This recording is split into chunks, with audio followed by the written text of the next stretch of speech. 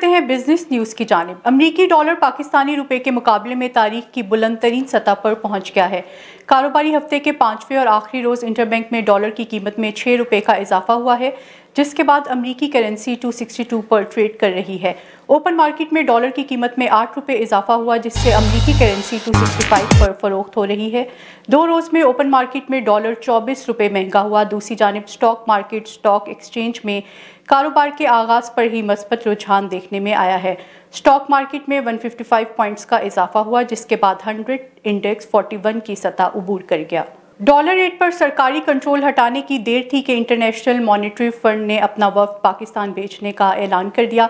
पाकिस्तान में IMF की नुमाइंदा ईस्टर पेरेज ने कहा कि वफ्द 31 जनवरी को पाकिस्तान आएगा, 9 फरवरी तक पाकिस्तान में ही रहेगा। ईस्टर पेरेज ने कहा है कि वफ्द पाकिस्तान की माली पोजीशन बेहतर बनाने पर बात करेगा।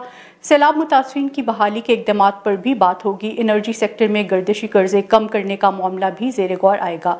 उन्होंने कहा कि करेंसी मार्केट में एक्सचेंज रेट के जरिए करेंसी की कमी दूर करने पर भी बात की जाएगी। 9वें जायजा के लिए IMF का वफ्द 31 जनवरी को पाकिस्तान आकर 9 फरवरी तक यहीं रहेगा।